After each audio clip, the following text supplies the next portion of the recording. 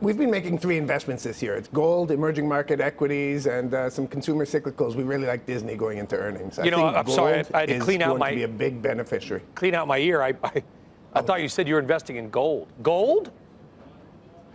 Gold, indeed. Yeah, we think risk aversion was very high last year. Gold started to do well. But we think the Fed moving very dovishly. You've seen risk assets perform very well, and justifiably so. We think gold's going to be a big beneficiary of that as well. So the Powell puts there. But what he's done is he's stopped the chaos in markets from Q4 last year, and he's pushed it forward. The Fed's going to be hiking again, we think, if you look at the wage growth numbers. And the overall economy is not in recession the way the market's been fearing. We think the Fed starts hiking again later in the year.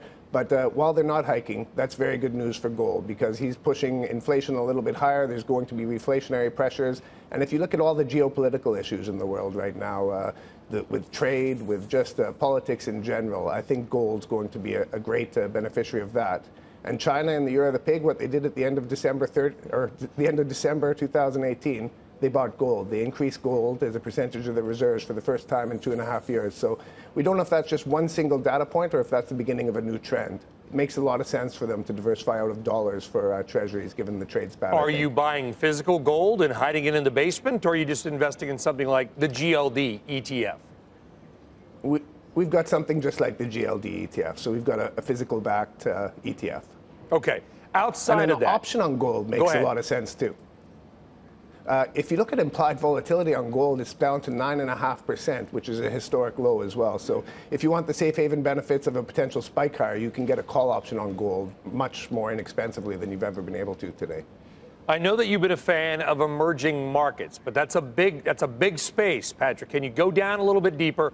What emerging markets look particularly interesting to you guys at Plurimi? And also, how are you doing it? Again, is this an ETF play? We're doing it mostly through an ETF. So we've got a broad-based ETF. You're getting a dividend yield of 2.8% on emerging markets. And I don't think anyone disputes that the growth out of emerging markets is going to be faster than the developed world over the next 10 years. You get a dividend yield trading at 11, 12 times earnings.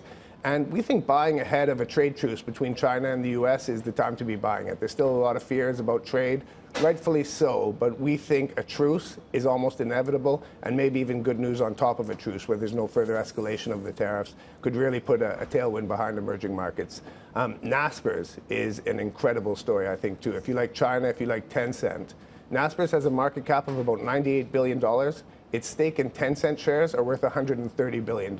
You've also got Russian classified ads that they value at $3 billion. They've got $4.5 billion in net cash. So that's a great way to play Chinese growth and get it at a discount. So there's an ADR in New York, but that's listed in South Africa.